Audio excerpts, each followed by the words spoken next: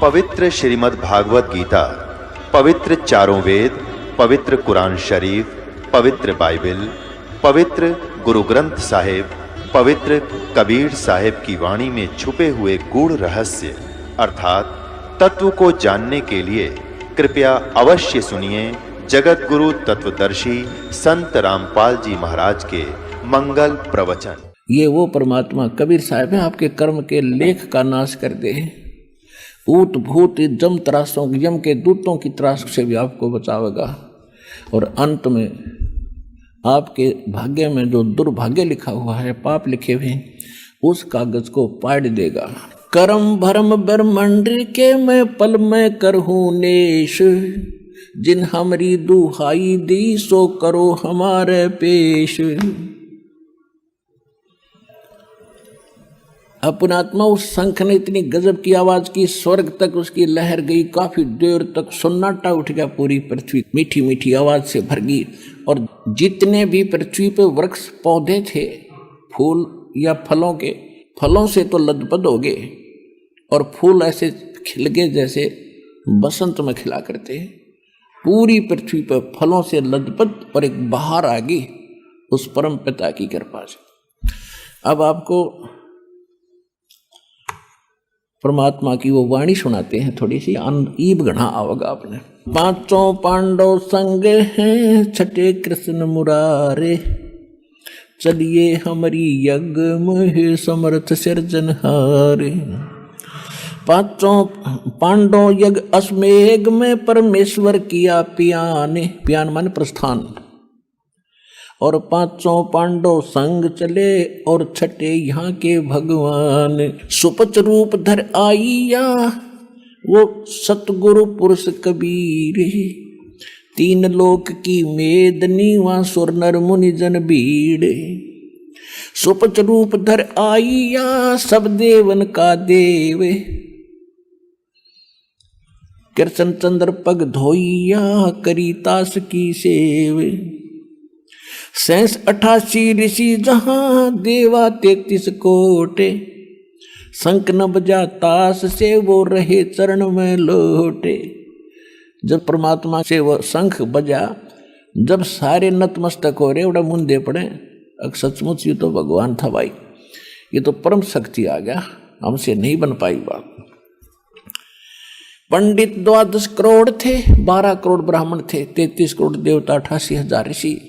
88 ऋषि जहां वो देवा 33 करोड़, शंख न बजा तास से वो रहे चरण में लोटे। पंडित 12 करोड़ थे और 84 शब्द, शंख न बजा तास से वो पिए मान का मद। उनसे शंख नहीं बजा 33 करोड़ देवता, 88,000 ऋषि, 84 शब्द। ये गोरखनाथ जैसे शब्द हम आते हैं, कहते ये भी गुप्त रूप में वहां बैठे थे, इनसे शंख नहीं बजा। सुपच रूप को देख कर द्रौपदी मानी शंख, सुपच रूप में परमात्मा को देख कर द्रौपदी के मन में शंका पैदा होगी कि यू काहे के शंख बजावेगा। सुपच रूप को देख कर ये द्रौपदी मानी शंख, जाने गए जगदीश गुरु नो बाजा को ना शंख। कि 5 बार बजा के बंद कर दिया कि द्रौपदी में थोड़ी सी मरोड़ रह रही है, या काट दो इसकी। 56 भोग संजोग कर, 56 भोग 56 प्रकार के व्यंजन बना रखे थे, उनको इकट्ठे कर दिया, संयोग कर दिया उनका। 56 भोग संजोग कर कीने 5 गिरास, द्रौपदी के दिल दुई थी, उसका नहीं था दृढ़ विश्वास। सुर नर मुनि जन यज्ञ में वहाँ त्रिलोकी के भूप, 3 लोक के राजा श्री कृष्ण जी बैठे। और सुपच यज्ञ में आइया नित बेचत है सूप, 56 भोग न भोगिया कीने 5 गिरास। खड़ी द्रौपदी उन मुनि वहाँ घाल रही थी सांस। जब भगवान ने सब कुछ इकट्ठा कर लिया और खान लग गया, वह सांस मारे थी, वो करड़ी गुस्सा हो रही थी। अब श्री कृष्ण जी से पूछा गया तो उन्होंने बताया कि शंख क्यों ना बाजा। बोले कृष्ण महाबली क्यों बाजा नहीं शंख, जान राय जगदीश गुरु ये काढ़े मन की बंके। अब जब श्री कृष्ण जी ने सोचा कि इस महापुरुष से भी शंख ना बजा, तो उन्होंने देखा अपने अंतर्ज्ञान से कि ओहो द्रौपदी के मन में दोष है, इसका बड़ काढ़ है, ये न सीधा करे। बोले कृष्ण महाबली भाई क्यों बाजा नहीं शंख, जान राय जगदीश गुरु अब काढ़त है मन बंके। के द्रौपदी की मरोड़ काढ़न लाग रही है, यार पता नहीं क्या बन रही है। श्री कृष्ण जी कह रहे हैं द्रौपदी दिल को साफ करो और चरण कमल लोलाए, इस बाल्मीक के बाल सम ये तीन लोक नहीं पाए। श्री कृष्ण जी कह रहे हैं द्रौपदी तने के बाल्मीक सा दिखा है हो, इसके एक बाल के बराबर तीन लोक नहीं है। द्रौपदी दिल को साफ कर और चरण कमल लोला, बाल्मीक के बाल समय तरलोकी नहीं पार। चरण कमल को धोए कर ले द्रौपदी प्रसाद, तेरा अंतर सीना साफ होए तेरे जलन सकल अपराध। बाजा शंख सुभान गति फिर कण कण भई आवाज, स्वर्ग लोक बानी सुनी ही तरलोकी में गाजे। शरण कबीर की जोग है ये टूटे जम की बंदे, बंदी छोड़ अनाद है ये सतगुरु कृपा सिंध। पांडव यज्ञ अश्वमेघ में आए नजर निहाले, जमराजा की बंद में वहाँ खलहल पड़ा कमाल। ये वृद्धबाने साजे हैं ये जुगन जुगन जगदीश। गरीबदास जी बता रहे हैं कि ऐसे ऐसे चमत्कार ही करते हैं ये परमात्मा जगदीश युगों युगों। ये वृद्धबाने साजे ही ये जुगन जुगन जगदीश। 33 करोड़ छुटाई ही आज तोड़े थे भुज 20। रामचंद्र पर रावण नहीं मरा था और 17-18 दिन हो गए थे खुचम खुचा होते ने। जब परमात्मा ने जाके खुद अपने अदृश्य रूप में उसकी टिटवी दाबी थी, वो तो बहाना गिरा था, तीर लग गया फलाना लग, तीर तो उस दिन के मरने लग रहा था उसको, वो लगन दे था उसका। अब क्या बताते हैं परमात्मा, पांडव यज्ञ अश्वमेघ में आए नजर निहाले, जमराजा की बंद में वहाँ खलहल पड़ा कमाल। भाई यज्ञ रची जब पांडव राजा, नो नाथों नहीं शंख बाजा। कितनी प्यारी वाणी में कितनी महिमा गाई अपने भगवान की गरीबदास साहिब जी ने। यज्ञ रची जद पांडव राजा, नो नाथों नहीं नादू बाजा।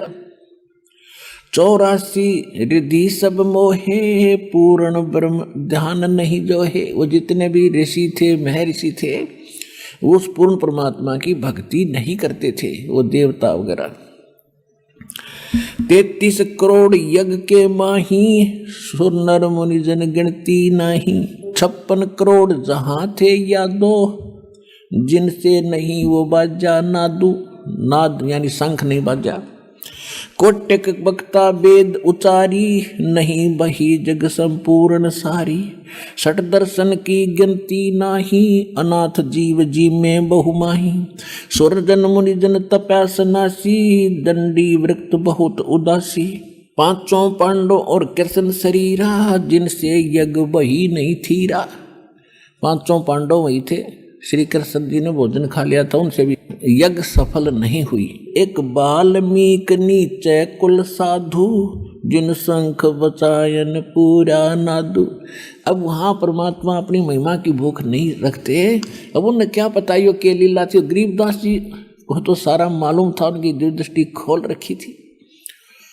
तो उन्होंने बताया कि वो तुम जिसको एक बाल्मीक समझ रहे थे और उसने शंख बजा दिया, उसका कारण क्या था कि वो पूर्ण परमात्मा के उस सत भक्ति कर रहा था। यानी हमें शिक्षा देना चाहते हैं कि ये कहा करते हो श्री कृष्ण का भगत था। अच्छा भगवान तो बाजी नहीं भगत कला तोड़ देगा, ऐसी अकल दे रखी थी। क्या बताते हैं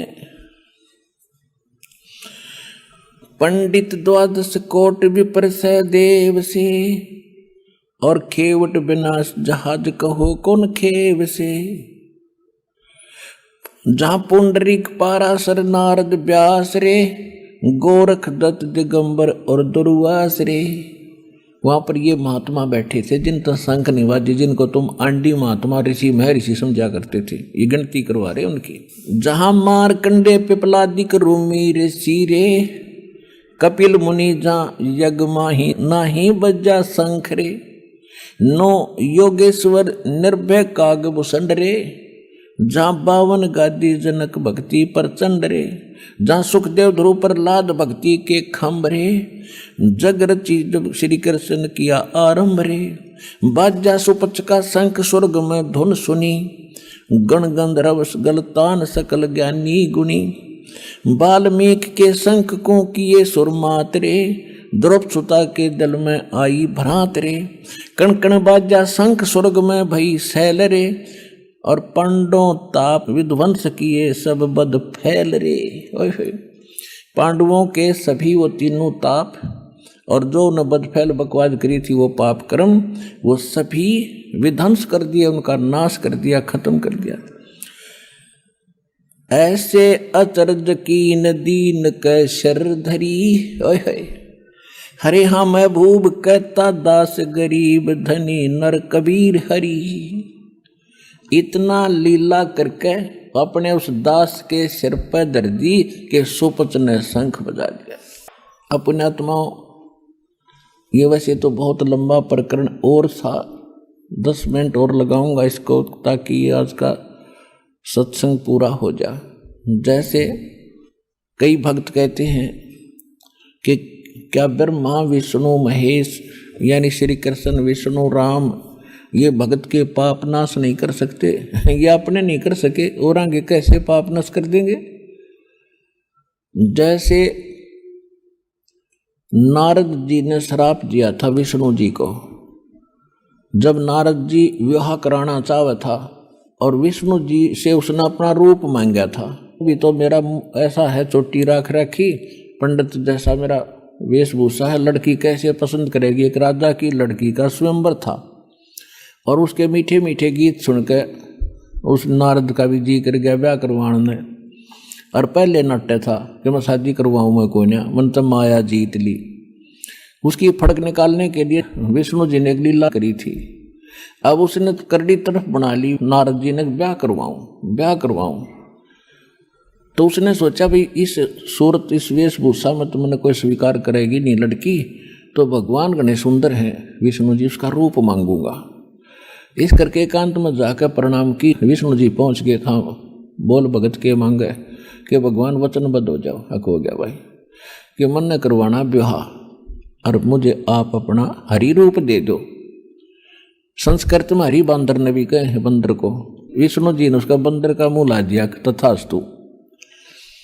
अब नारद जी ने सोचा तो सबसे हैंडसम हो गया ये, और वहां आकर बैठ गया जहां वो लड़की ने अपना पति चुनना था। राजा लोग बैठे कुर्सियों पर, बीच में बैठ गया डट के। लड़की वरमाला लेकर चली, नारद जी को पास कर गया। नारद जी ने सोचा क्या कैसे गड़बड़ रह गया भाई, इसने ध्यान ना पड़ा, मैं दिखा को नहीं। वहां से उठकर लड़की डरा रही थी, दूसरी साइड में फिर जा बैठा खाली कुर्सी पे और न्यू कर लिए मुंह नाड़ बाहर। वह लड़की 5 कदम पीछे से होकर दूर के निकल गई। तो वो कुछ नाराज सा होता दिखा। एक पड़ोस साथ में बैठा था, एक राजा, वो बोला, कहने लगा भाई भगत सुन ले, तेरे तो हमने डर लागन हो रहा है, तो अपनी शक्ल देख। वह पानी था तसले में, देख इसमें झांक के। वो देखा, उसने बंदर का मुंह लग रहा है उसे। वो जान गया कि इसने जानबूझ के बकवाद करी है। उधर से क्या हुआ, श्री विष्णु जी आ बैठे कुर्सी पे। उस लड़की ने उस विष्णु जी का वरमाला गाल दी। तो नारद जी हो गए तो आग बबूला, अब ये तो इतनी नहीं भक्ति करा करते, तेरा नाश कर दूंगा, दयो तेरा नाश हो। विष्णु जी को श्राप दे दिया।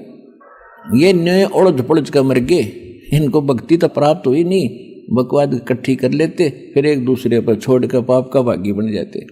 अपना नाश करा भक्ति का और विष्णु जी को श्राप दे दिया। एक जीवन सारा तू, जैसे मैं अपनी औरत के लिए तड़प रहा हूं, तू सारा जीवन अपनी पत्नी के वियोग में बितावेगा, वैसे वैसे वो दे दिया श्राप। अब वो श्राप 3 ताप के अंतर्गत आता है। अब उस ताप का नाश श्री विष्णु नहीं कर सके, श्री राम रूप में वो राजा दशरथ का पैदा हुए और सारा जीवन अपनी पत्नी के वियोग में बिता के आखिर में आपको पता ही है सरयू नदी में वो समाधि ले गए, जिंदे उसमें डूब गए। और उधर से उन्होंने उस समय जब सुग्रीव के भाई थे बाली को मारा था, एक वृक्ष की ओट लेकर धोखा देकर।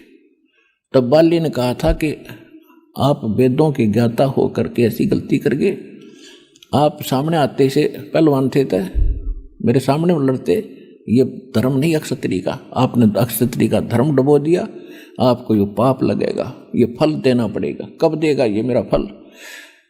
श्री राम ने कहा कि द्वापर युग में तेरा बदला दूंगा। कहते हैं बदला कहीं ना जात है ये 3 लोक के माँ, और सतगुरु मिले कबीर से तो सब पाप कट जाए।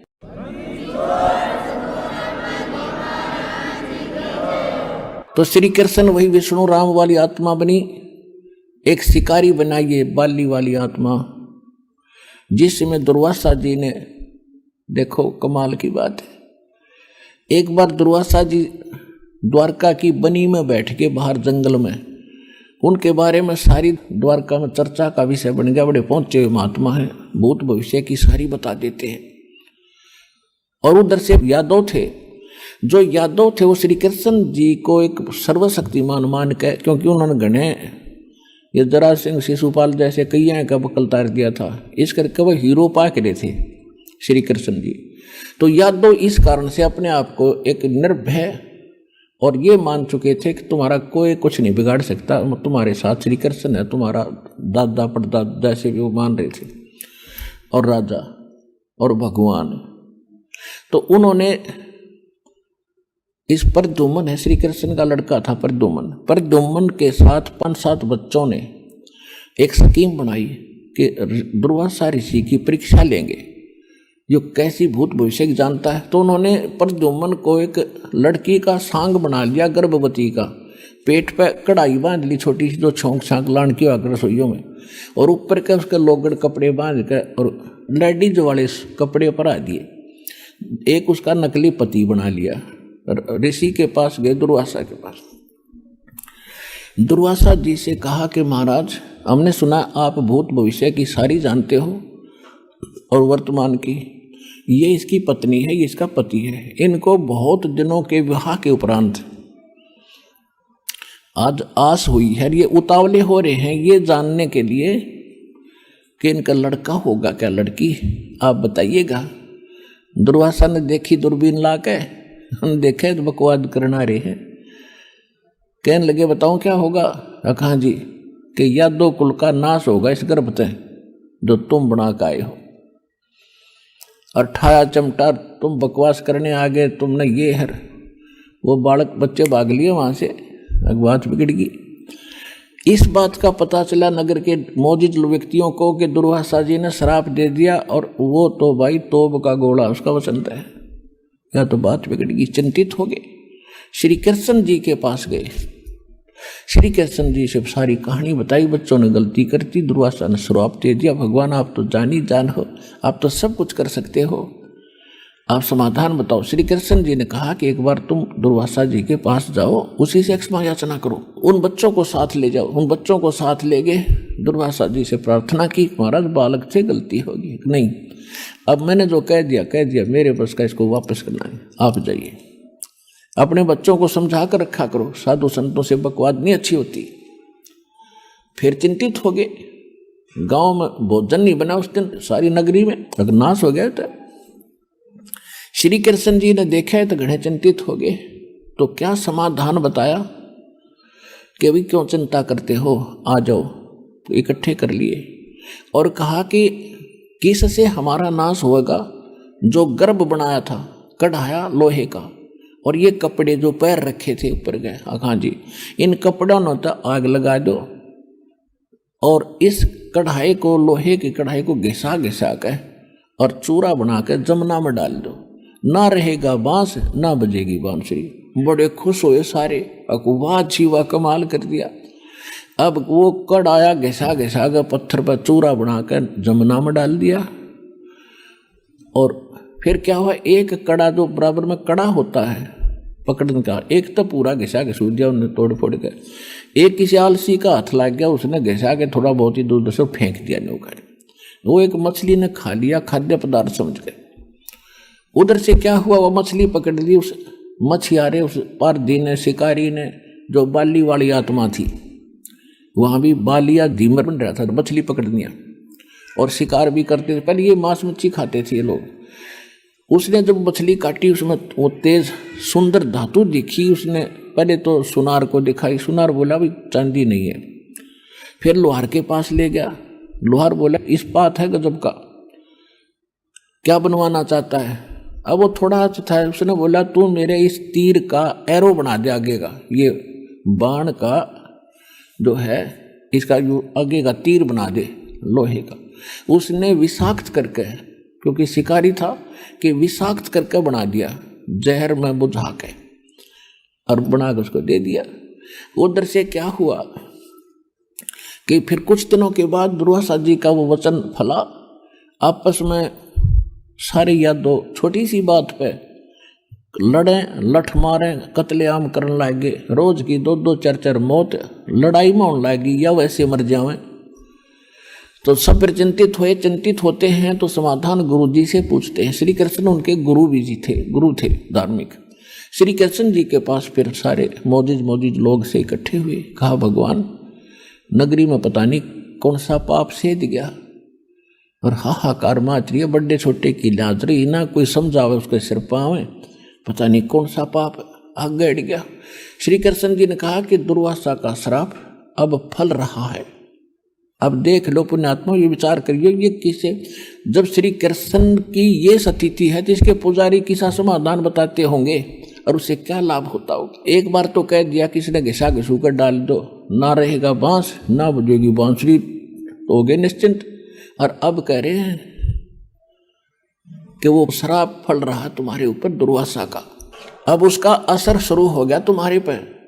अब फिर हाथ जोड़ के खड़े हो गए, बोले बाले होते हैं, गुसर डालो तो कि भगवान कोई समाधान बताओ कि ऐसा करो, तुम सारे के सारे यादव नर मनुष्य और चाहे आज का नवजात शिशु भी क्यों ना हो, आज का जन्मा हुआ उसको भी नर हो, उसको लेकर उस प्रभास क्षेत्र में चले जाओ जहां तुमने वो कड़ा घिसा कर चूरा जमुना में डाला था।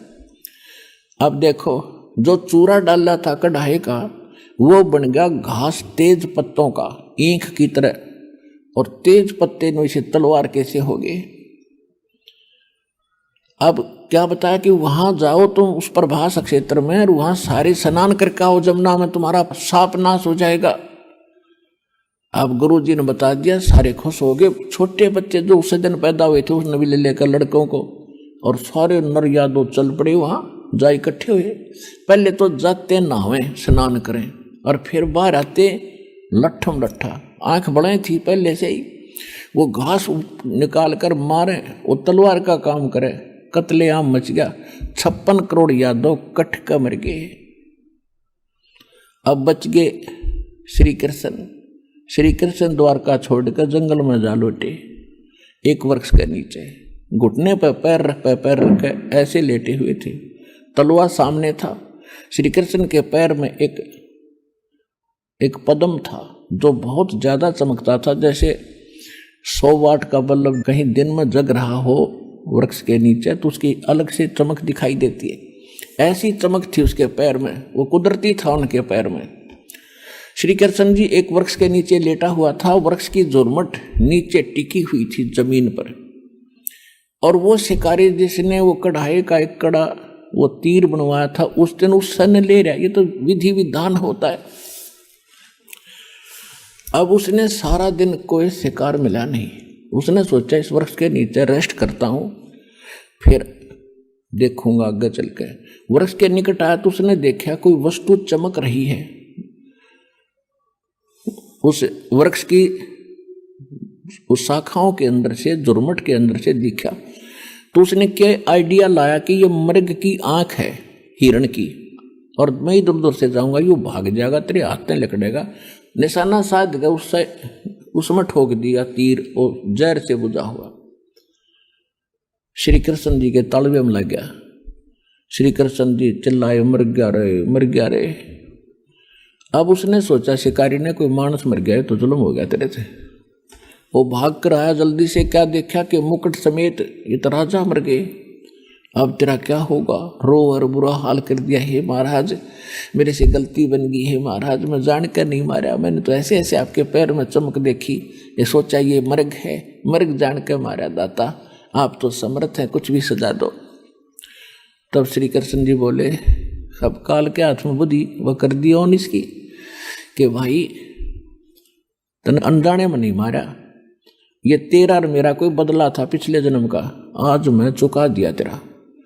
तो उसने कहा, शिकारी ने, वो बालिया नाम था उस समय भी उसका, उस बालिया झीमर ने कहा कि भगवान आपका और मेरा के बदला हो सके कि त्रेता युग में आप सुग्रीव के भाई बाली थे और मैं रामचंद्र था भाई, उसमें मैंने भी ऐसे धोखे से तुझे मारा था, आज तूने वो बदला ले लिया। और एक काम करे, वहाँ कोई नहीं रह रहा, उसमें नगरी में कोई नहीं बचा है, किसी के माध्यम से मेरा संदेशा भिजवा दे पांडवों तक, वो आ जाए एक बार संभालने, इन लड़कियों औरतों को ले जाए यहाँ से। अब उसने जैसे तैसे संदेशा भिजवाया या स्वयं गया, तो सारे पांचों पांडव आगे। जब श्री कृष्ण जी अंतिम सांस गिने थे, उन सभी पांडवों से शिक्षा देने लगे कि हमारा तो अंत आ लिया, अब मैं जा रहा हूँ, और कोई नर या दो बचा नहीं है, जितने भी औरतें लेडीज हैं इन सब को तुम वहाँ ले जाओ, यहाँ के भील भ्याल लोग इन्हें तंग करेंगे, इनकी बेइज्जती करेंगे, तुम इनको वहाँ ले जाओ, इनको सुरक्षित रखना। तो उन्होंने कहा महाराज ठीक है। फिर क्या कहा कि एक और मान लेना मेरी बात, तुम राज त्याग के और तपस्या करो हिमालय में जाके, तुम्हारे ऊपर युद्ध में किए हुए जो पाप हैं वो बहुत ज़्यादा हैं, वहाँ तप करके अपने शरीर को गाड़ दो ताकि तुम्हारे कुछ पाप कम हो जाए। अब उस समय अर्जुन पर रहा नहीं गया। अर्जुन बोला, भगवान वैसे तो आज आप ऐसी स्थिति में हैं कि मुझे कोई प्रश्न करना नहीं चाहिए, बहुत बड़ा कहर टूट रहा है आपके ऊपर, लेकिन यदि मैं इस शंका का समाधान नहीं चाहूँगा तो मैं मर भी नहीं सकूँगा, ढंग से जी भी नहीं सकूँगा। तो श्री कृष्ण ने पूछा, बोल भाई पूछ ले, क्या पूछेगा? मैं सारी सच्ची बताऊँगा, अब तो मैं सांस अंतिम गिन रहा हूँ। अर्जुन ने कहा, भगवान जब युद्ध महाभारत का युद्ध होने जा रहा था, मैं नाटू था, आप हंगा कर रहे थे, आप जोर जबरदस्ती करके युद्ध करवा रहे थे, आपने यहाँ तक कहा था कि अर्जुन तू युद्ध कर ले, तुम पर पाप नहीं लगेंगे। जब भाई युधिष्ठिर को बुरे बुरे स्वप्न आने लगे और आपके पास आए, आपने कहा तुमने जो पाप करे थे ना युद्ध में, बंदूकघात करी थी, वो पाप दुखी कर रहा है। उसमें मैं इसलिए नहीं बोला कि यदि मैं उसमें वाद विवाद करता तो मेरा भाई समाधान नहीं करवाता, तो मैं सदा के लिए दुखी हो जाता, लेकिन आज मैं अपने आप को रोक नहीं सकता।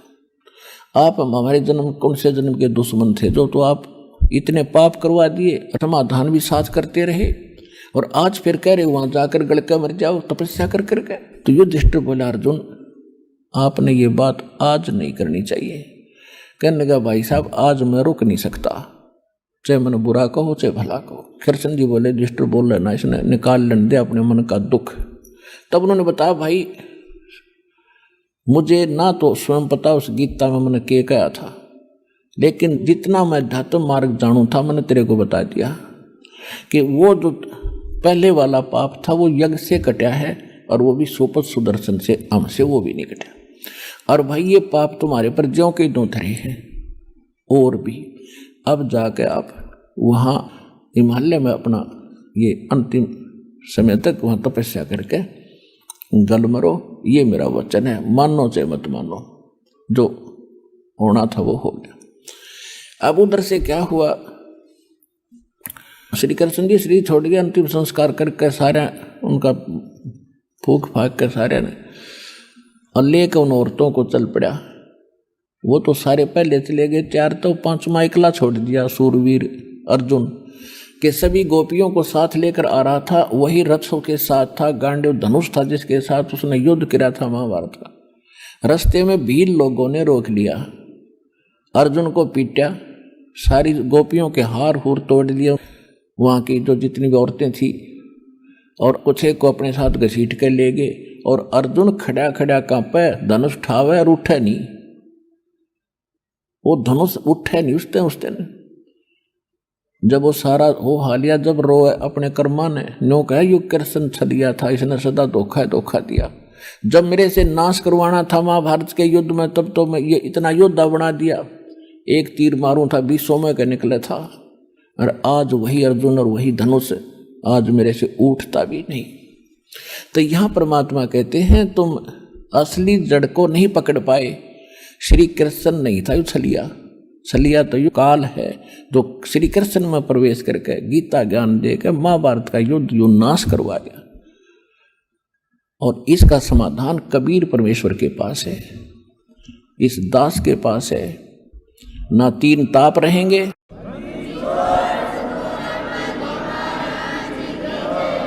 सूक्ष्म वेद में कहा, इस ऋषियों को लताड़ा है परमात्मा ने। दुर्वासा को पे तहा समझन आई नीच, 56 करोड़ यादव कटे हुआ मची रुद्र की कीचे।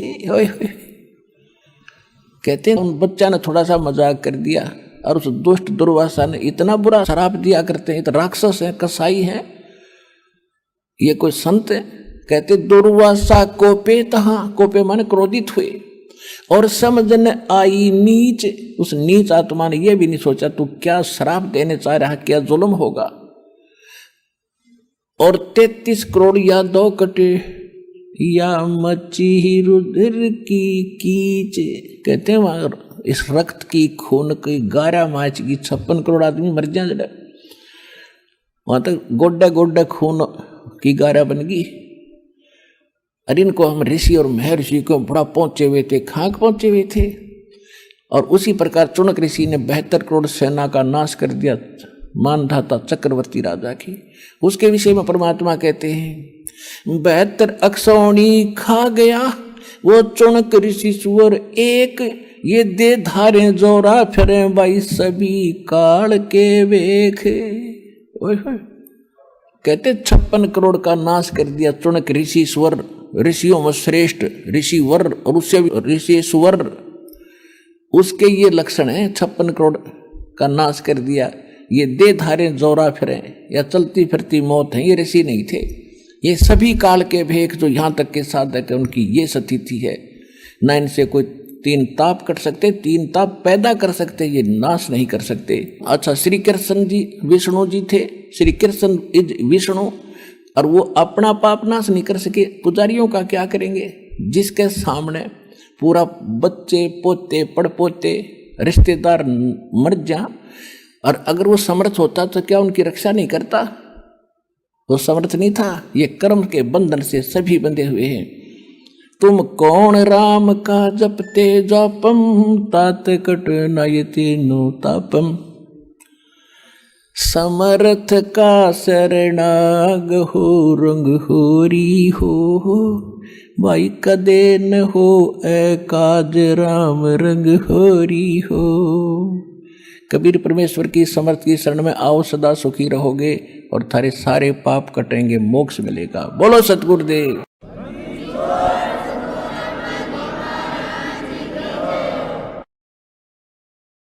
परम पिता परमात्मा पूर्ण ब्रह्म सारी सृष्टि के रचनहार कुल मालिक कबीर साहेब कबीर देव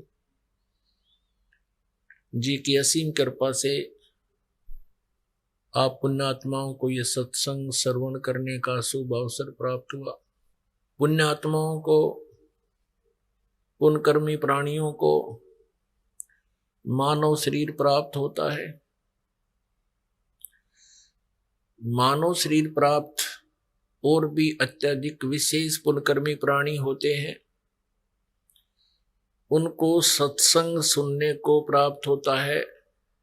उनके अंदर परमात्मा पाने की, आत्म कल्याण करवाने की प्रेरणा उत्पन्न होती है उनके शुभ संस्कारों के कारण, उनके प्रभाव से। जो पुण्यात्माएं मानव शरीर प्राप्त करके परमात्मा की खोज में इधर उधर साधना के लिए, उसके पाने के लिए इधर उधर भटक रहे हैं, जैसे प्यासा जल की खोज में इधर उधर जाता है, उसको जहाँ कहीं भी कोई संदेश मिलता है कि वहाँ जल स्रोत है तो वहीं वो दौड़ पड़ता है, क्योंकि उसको प्यास लगी है।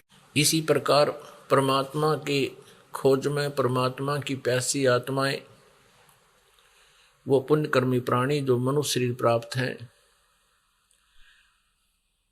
उस परमात्मा के स्रोत को खोज रही है।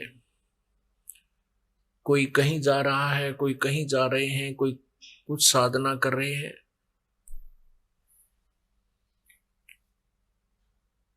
एक विशेष विचारणीय विषय है कि जो व्यक्ति कोई प्यासा हो और वो किसी से ये पूछ रहा है कि मुझे प्यास लगी है, जल कहाँ प्राप्त होगा, उसको कोई मिसगाइड करता है कि इस दिशा में चले जाओ,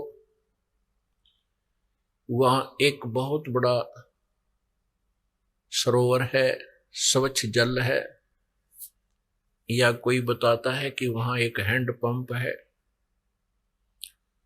उसमें बहुत अच्छा जल है। तो प्यासी आत्मा तो तुरंत उधर प्रस्थान करेगी ही करेगी। अब वहां जाकर देखता है कि हैंड पंप तो है लेकिन उसमें जल नहीं है।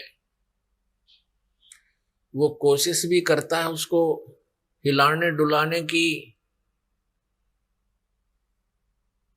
तो फिर वहां कुछ समय के बाद वो चल पड़ता है कि बात बनी नहीं।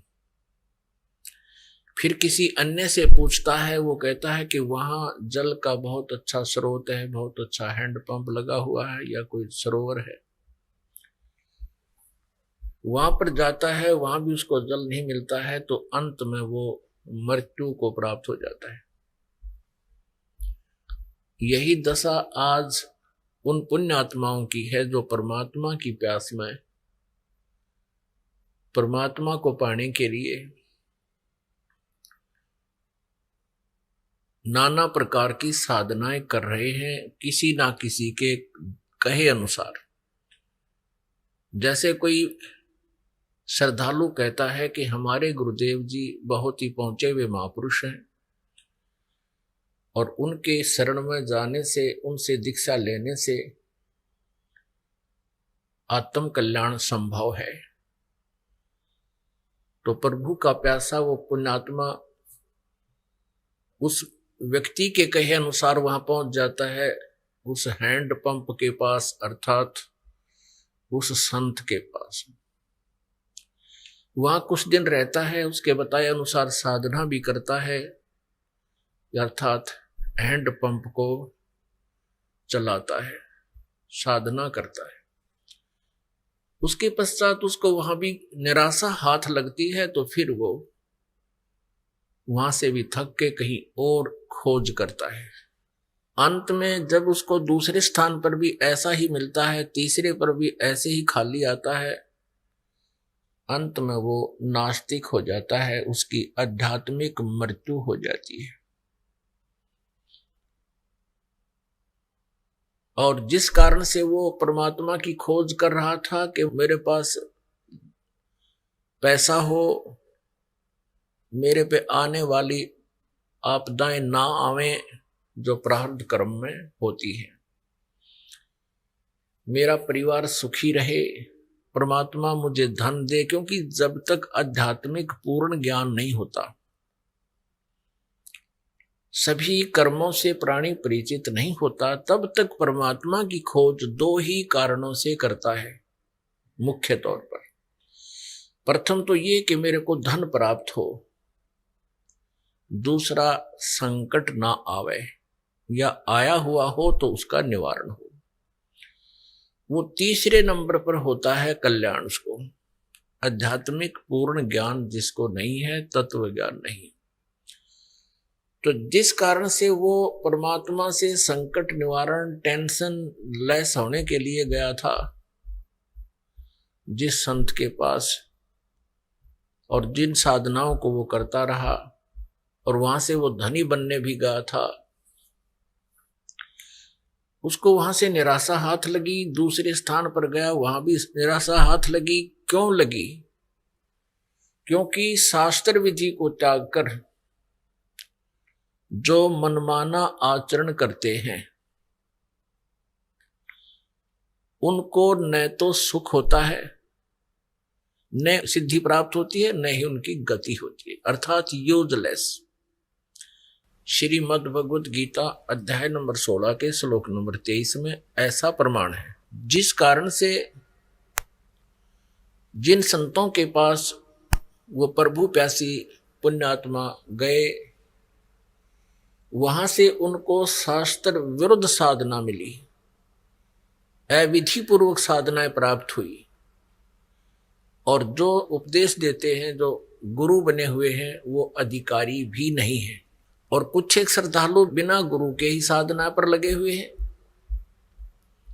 जिस कारण से शास्त्र विधि त्याग कर मनमानी आचरण, मनमानी पूजाएं, साधनाएं करने के कारण उनको कोई आध्यात्मिक लाभ नहीं हुआ, होता ही नहीं, क्योंकि हमारे सदग्रंथ, हमारे शास्त्र प्रमाण करते हैं। श्रीमद् भगवत गीता अध्याय नंबर 16 के श्लोक नंबर 24 में तुरंत कहा कि अर्जुन, इससे तेरे लिए कर्तव्य और अकर्तव्य की व्यवस्था में शास्त्र ही प्रमाण है। अर्थात जो साधना आप जी ने करनी चाहिए, जो भक्ति आपने करनी चाहिए और ना करनी चाहिए, उसको किसी के कहने सुनने से, दंत कथा के आधार से ना तो करना प्रारंभ करना चाहिए और न ही त्यागना चाहिए। तेरे लिए शास्त्र ही प्रमाण है, यानी जो सदग्रंथ हमें बताते हैं, अपने सदग्रंथ जो प्रमाण देते हैं कि ये साधना, ये मंत्र और पूर्ण संत से लेकर के किया जाए तो उसका मोक्ष निश्चित है, उसके संकट भी निवारण होते हैं। तो हमारे मुख्य सदग्रंथ, वैसे तो सभी सदग्रंथ आदरणीय हैं, क्योंकि किसी ना किसी महापुरुष के मुखारविंद से उच्चारित होते हैं, उनके मुख कमल से उच्चरित वाणी होती है। जैसे 18 पुराण हैं, ये भी शास्त्र कहलाते हैं। जैसे उपनिषद हैं, ये भी शास्त्र कहलाते हैं। लेकिन जो शास्त्र, जो सदग्रंथ गॉड गिवन है, प्रभु दत्त हैं, वही शास्त्र प्रमाणित है। उन्हीं शास्त्रों से पूजा की विधि को ग्रहण करना चाहिए। वो कौन कौन से हैं? जैसे उपनिषद क्या चीज है? ये किसी व्यक्ति, ऋषि, संत, साधक की अपने अनुभव की कृति होती है। उसके अपने जीवन काल में जो भी उसने उपलब्धि हुई, जिस साधना से, वो अपना अनुभव उसमें लिख देता है। यदि उसका अनुभव पवित्र सदग्रंथों से मेल खाता है तो साधना ठीक है, उसमें लिखा हुआ विवरण ठीक है। यदि सदग्रंथों से मेल नहीं खाता है, अब सदग्रंथ कौन से हैं? पवित्र वेद, पवित्र श्रीमद् भगवत गीता। पवित्र वेद जो हैं, ये परमात्मा के दिए हुए हैं, गॉड गिवन है। और पवित्र श्रीमद् भगवत गीता भी गॉड गिवन है। अब पवित्र चारों वेद, ऋग्वेद, यजुर्वेद, सामवेद और अथर्ववेद, और ये तो 4 वेद हैं जो इजीली अवेलेबल हैं। सुलभ हैं, सबके पास तकरीबन मिल जाते हैं। और इन्हीं 4 वेदों का अभी तक जो है विवरण, इसका रेफरेंस प्रवचनकर्ता या ऋषि महर्षि बताते रहे कि हम इन वेदों अनुसार साधना कर तथा करवा रहे हैं। आइए अब हम उन श्रद्धालुओं के अनुभव जानते हैं जो जगत गुरु तत्वदर्शी संत रामपाल जी महाराज जी से दीक्षा प्राप्त कर चुके हैं तथा उनके द्वारा बताए गए भक्ति मार्ग पर चल रहे हैं। सर नमस्कार। सर नमस्कार। सर क्या नाम है आपका? लक्ष्मण मंगा पाटिल, ये मेरा नाम है सर। सर कहाँ से आए हैं आप? सर मैं महाराष्ट्र से बिलोंग करता हूँ, जलगांव डिस्ट्रिक्ट, मुक्ताईनगर तहसील से हूँ। सर संत रामपाल जी महाराज जी की शरण में आने से पहले आप क्या भक्ति साधना करते थे? सर मैं संत रामपाल जी महाराज जी के शरण में आने से पहले मैं जो हमारे फैमिली वाले जो पारंपरिक रीति रिवाजों वाली चली आ रही भक्ति साधना है वही करता था। खास करके मैं दुर्गा जी की साधना करता था, जो कि मेरे परिवार वाले करते थे, क्योंकि मेरी माता जी के शरीर में दुर्गा जी प्रवेश करके आती थी और बहुत बड़ी सवारी आती थी।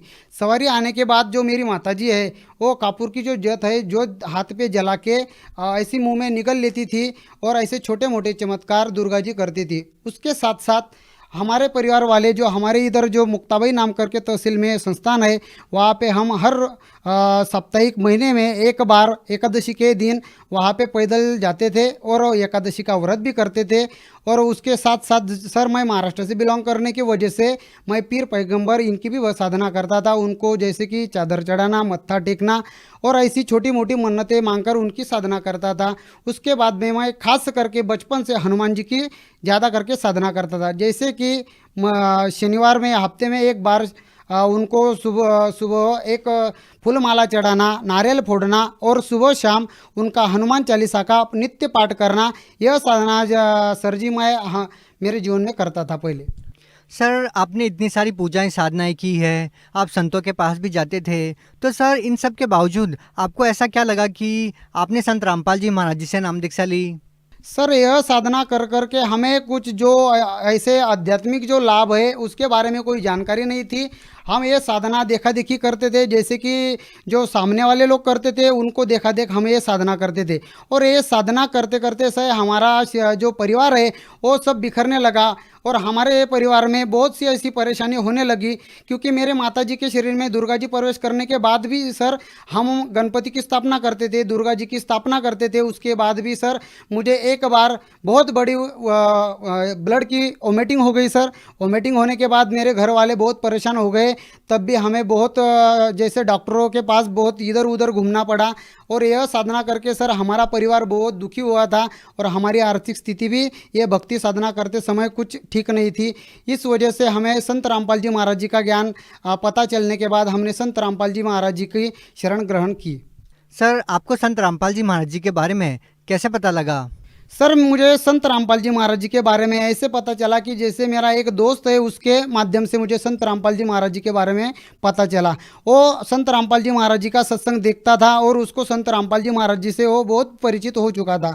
परिचित होने के बाद उसने मुझे जब बताया कि ऐसे ऐसे संत है संत रामपाल जी महाराज, जो कि इस दुनिया में ऐसा कोई जो ये नहीं है हल, जिस प्रश्न का हल जो संत रामपाल जी महाराज के पास नहीं हो, तो सर मैंने उसकी बात मानी और हर रोज़ाना मैं भी संत रामपाल जी महाराज जी का सत्संग देखना चालू कर दिया।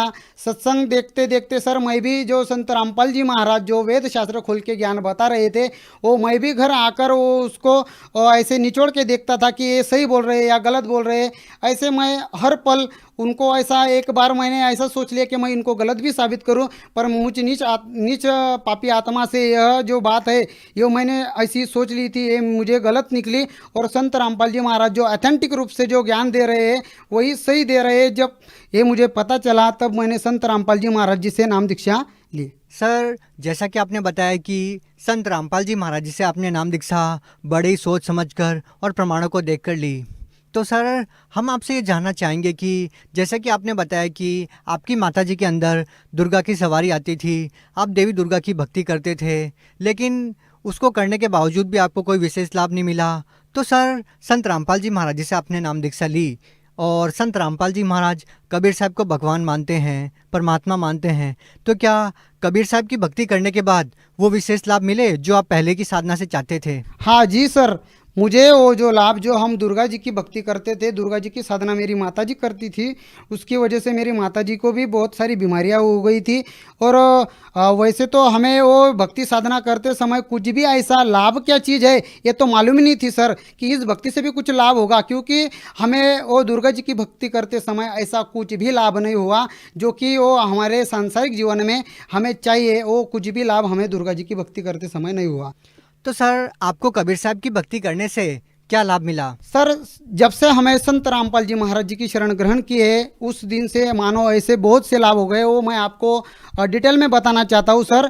जब मैं संत रामपाल जी महाराज जी का रोजाना सत्संग देख रहा था, तो सत्संग देखते समय मैं जब ज्ञान की जो मेरी शुरुआत हो गई थी, ऐसा समझो मानो कि उस टाइम में मेरी जो पत्नी है वो गर्भवती थी, और उसके गर्भ में जो मेरा जो बच्चा था, वो बच्चा जिसको उसको गर्भ में जो पानी की कमतरता होने के कारण डॉक्टर ने बताया था कि ये जो बच्चा है ये उसको मिस कर जैसे काट के निकालना पड़ेगा, आभूषण करके निकालना पड़ेगा, ऐसा डॉक्टर ने बोल दिया था। सर मैं उस परेशानी से लेकर मैं बहुत अपसेट हो गया था कि अब इस परेशानी से हमें कौन निकालेगा। मैंने मेरे परिवार वालों को भी बोल दिया था कि अब इस परेशानी से हमें कौन छुटकारा देगा। तो सर मैं हर रोज़ाना संत रामपाल जी महाराज जी का जो सत्संग देखता था, सत्संग देखते समय मुझे जब यकीन हो गया कि यह संत पूर्ण संत है, तत्वदर्शी संत है, ये बंदी छोड़ है, तो ऐसा समझो सर कि मैंने संत रामपाल जी महाराज जी से शर्त लगा ली और उनको चैलेंज कर दिया कि अगर आप पूरे संत हो तो इस जो मैं इस दुविधा में जो अटका हुआ हूँ, इस परेशानी में जो मैं अभी अटक चुका हूँ, इस परेशानी से आप ही निकाल पाएंगे। तो देखिए सर, 1 महीने में जब वो जो मेरी बीवी है और जब गर्भवती हो गई, तो संत रामपाल जी महाराज जी की दया ऐसे हो गई कि आज वो जो बच्चा था जिसको डॉक्टर ने काट के निकालने का बोला था, वो अभी बच्चा मुझे संत रामपाल जी महाराज जी की कृपा से बच्ची रूप में प्राप्त हो गया है। अभी वो जो बच्चा है उसको कोई भी बीमारी नहीं है, कुछ भी ऐसा प्रॉब्लम नहीं है, और वो अच्छे ढंग से स्वस्थ रूप में ठीक है। दूसरा लाभ सर, मेरी माता जी को पैरालाइज का अटैक आ गया था। पैरालाइज का अटैक ऐसा आ गया सर कि उसका जो आधा शरीर है वो आधा शरीर टेढ़ा हो गया सर। आधा शरीर टेढ़ा होने के बाद हमारी माताजी ऐसा समझो कि जो मुख्य घर में जो स्तंभ रहता है वो मेन स्तंभ मेरी माताजी थी हमारे परिवार में। तो उसको ऐसे पैरालाइज का जो अटैक हुआ, तो सर हमें ऐसा समझ में नहीं आ रहा था कि हम क्या करें। तो सर ऐसे करते समय मैंने संत रामपाल जी महाराज जी के आश्रम में फ़ोन लगवाया और वहाँ से गुरुजी से प्रार्थना की कि ऐसे ऐसे मेरे माताजी को प्रॉब्लम हुआ है। तो वहाँ से जवाब आ गया, संत रामपाल जी महाराज जी ने वहाँ से जवाब भेजा कि जो भक्ति साधना में संत रामपाल जी महाराज जो चरणामृत प्रसाद देते हैं वो प्रसाद उनको देने को बोल दिया। सर रात के 8 बजे थे, जो चरणामृत और प्रसाद है वो हमने मेरी माताजी को दिया। और सर आपको मैं बता नहीं सकता, इतना बड़ा चमत्कार हो गया कि मेरी माताजी का जो पैरालाइज जो आधा शरीर पूरा टेढ़ा हो गया था, वो शरीर अभी पूरे रूप से सुखरूप है। और जो मेरी माताजी हमसे रात भर में बात नहीं की, हम रात भर जागे और सुबह हमको 4 बजे नींद लग गई, तो 8 बजे सर मेरी माताजी उसके खुद ऐसे बेड पे खड़ी हो गई और उठ के हमसे बात करने लगी। तब हमें एकदम अचानक ऐसा लगा कि सही में संत रामपाल जी महाराज पूर्ण रूप से पूर्ण गुरु है, तत्वदर्शी संत ही संत रामपाल जी महाराज है, वही बंदी छोड़े और उन्होंने हमें इस तकलीफ से बाहर निकाला। चौथा लाभ सर, हमारी जो आर्थिक स्थिति इतनी ख़राब थी कि हमारे पास हम जो कमाते थे तो हमारे पास 1 रुपया भी नहीं बचता था। तो सर संत रामपाल जी महाराज जी की शरण हमने जिस दिन से ग्रहण की, तो सर आज परमात्मा ने हमारी आर्थिक स्थिति इतनी प्रबल कर दी कि हमें किसी चीज़ की किसी के पास मांगने की ज़रूरत नहीं पड़ती है, और आज हमारी आर्थिक स्थिति और ठीक भी है। 5वां लाभ जो हमारे परिवार को संत रामपाल जी महाराज जी ने ये दिया सर कि हम दूसरे के खेती में काम करने जाते थे सर, संत रामपाल जी महाराज जी की कृपा से आज हमारा खुद का खेत है और हमारे खुद के खेत में हम अनाज बो रहे हैं और वहीं पे हमारा जो गुजारा चल रहा है। ये संत रामपाल जी महाराज जी की शरण ग्रहण करने के बाद हमें यह लाभ हो गए सर। सर मैं बहुत नशेड़ी आदमी था सर, मुझे बहुत बड़ा नशा की लत लग गई थी। मैं नशा करते समय सर ऐसा मानो कि मैं दिन में 200-250 रुपये की गुटखा की पुड़ी खा लेता सर। गुटखा की पुड़ी खाने के बाद जो मेरे पेट में दर्द होता था, दर्द होते समय मैं किसी को बता नहीं पाता था, मेरे परिवार वाले को बता नहीं पाता था, क्योंकि वो मुझ पर चिका मारते थे, इसलिए मैं उनको नहीं बताता था। और गुटखा खाते समय सर मैं सिगरेट भी पीता था छुपके, घर वालों के छुपके से। और मुझे शराब की लत इतनी बड़ी लग गई सर कि मैं हर रोज़ाना शराब पीने लगा। शराब पीते समय मैं रात को जैसे कि मानो सर मैं हमारे महाराष्ट्र से जो इलेक्ट्रिसिटी बोर्ड है वहाँ पे मैं काम पे हूँ, तो मैं रात को 10-11 बजे वहाँ से ड्यूटी छूट के आता था। तो मैं रात के 10-11 बजे बहुत नशा कर शराब पी के आता था। तो मेरे घर वाले मुझे बहुत समझाते थे कि भाई देख तू ये नशा छोड़ दे, अभी तेरी जो फैमिली है वो अच्छी है, वो फैमिली को तू संभाल ले। पर सर मैं किसी की बात मानता नहीं था, उनकी बात टाल लेता था और हर रोज़ाना बस 1-2 दिन में मैं चुपचाप रहता था, फिर बाद में वही रिपीट कर लेता था। मैं अकेला जाता था, मैं किसी को लेके नहीं जाता था।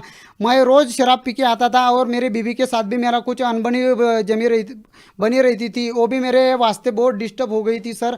तो मैं शराब पीते पीते मेरे शरीर में ऐसी छोटी मोटी बहुत बीमारियां हो रही थी सर। मेरा पेट दुखना, जैसे बुखार आना, तब भी मैं ये नशा नहीं छोड़ पा रहा था। तो सर संत रामपाल जी महाराज जी की मुझ पे ऐसी दया हो गई सर कि संत रामपाल जी महाराज जी से जब मैंने ज्ञान सुना, ज्ञान से परिचित हुआ, और ज्ञान सुनने के बाद सर मुझे ऐसा लगा कि अभी ये जो चीज़ मैं कर रहा हूँ इससे महापाप तो मेरी ज़िंदगी में मैंने कुछ भी नहीं किया। और जिस दिन से सर मैंने संत रामपाल जी महाराज जी की शरण ग्रहण की, उस दिन से आज तक है मैंने ना कभी शराब पी है, ना मैं शराब को कभी छूता हूँ। और आज अभी ऐसा हो गया है कि उस चीज़ से तो मुझे इतनी घृणा आती है कि अगर मेरे सामने अगर कोई खाता है पीता है तो मुझे ऐसा उल्टी जैसा होता है कि इस चीज़ से जैसे 500 फुट दूर ही रहूँ। सर देखिए, आज के आधुनिक दौर में आज की युवा पीढ़ी इन चीज़ों में विश्वास नहीं करती कि किसी संत के आशीर्वाद से या मंत्रों के जाप से इस तरह के लाभ मिलते हैं। तो आप उन लोगों को कैसे विश्वास दिलाएंगे, क्या कहना चाहेंगे? मैं मेरे जो युवा पीढ़ी वाले, जो मेरे भाई बहन, मेरे जो दोस्त परिवार वाले हैं, मैं उनको ये बात बताना चाहता हूँ कि इस धरती पे संत रामपाल जी महाराज एक ही ऐसे तत्वदर्शी संत है जो कि आपका छोटे से छोटा और बड़े से बड़ा जो कोई प्रॉब्लम है, जो कोई नशे का प्रॉब्लम है, जो कोई बीमारी का प्रॉब्लम है, आप किसी भी परेशानी से अगर परेशान हो, किसी भी बीमारी से परेशान हो, तो संत रामपाल जी महाराज जी का सत्संग सुनो। सत्संग सुनने के बाद अभी ये जो समाज है अपना, ये एजुकेटेड है, इसको कोई भी फंसा नहीं सकता। आप इसकी जांच पड़ताल कर सकते हो। जांच पड़ताल करने के बाद आप तत्वदर्शी संत रामपाल जी महाराज जी से जिस दिन नाम दीक्षा ले लेंगे, आपको उसी टाइम में, उसी दिन से जो आप जो अपने परेशानी से छुटकारा पाने का जो सोच लिया है, उससे आप छुटकारा पा सकते हो। सर आप भगत समाज को क्या संदेश देना चाहते हैं? सर मैं मेरे जो पूरे भगत समाज जो देख रहा है मुझे आज, उनको यही प्रार्थना करना चाहता हूँ, क्योंकि संदेश तो सदगुरु संत तत्वदर्शी संत रामपाल जी महाराज जी दे सकते हैं। मैं तो सिर्फ हाथ जोड़कर उनसे प्रार्थना करना चाहता हूँ कि देखो, ये जो मनुष्य जीवन है ये आपको बार बार नहीं मिलने वाला। ये जो मनुष्य जीवन आपको जो मिला है, इसका तुम कुछ अच्छे ढंग से उसका सफलतापूर्वक समझो और संत रामपाल जी महाराज जी का ज्ञान समझो। ज्ञान समझने के बाद तुम संत रामपाल जी महाराज जी से जिस दिन से नाम दीक्षा ले लेंगे, उस दिन से आपका कल्याण 110% होने वाला है। तो यह संदेश मैं पूरे मेरे जो भाई बहन मुझे देख रहे हैं, यही प्रार्थना करके मैं उनको कहना चाहता हूँ।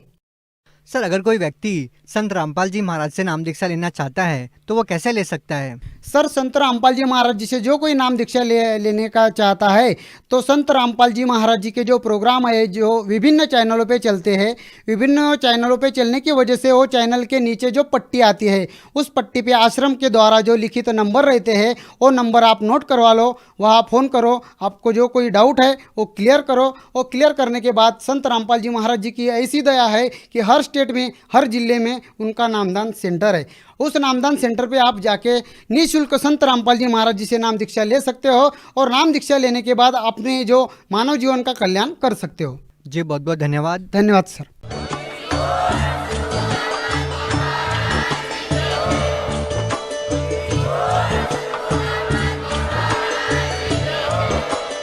आप सुन रहे थे जगत गुरु तत्वदर्शी संत रामपाल जी महाराज जी के मंगल प्रवचन। अधिक जानकारी के लिए विजिट कीजिए हमारी वेबसाइट www.jagatgururampalji.org। संत रामपाल जी महाराज जी के शुभ आशीर्वाद से पूरे विश्व भर में 500 से भी ज्यादा नाम दीक्षा केंद्र हैं, जिन पर संत रामपाल जी महाराज जी द्वारा ऑनलाइन निःशुल्क नाम दीक्षा दी जा रही है। अपने नजदीकी नाम दीक्षा केंद्र का पता करने के लिए संपर्क करें 8222880541।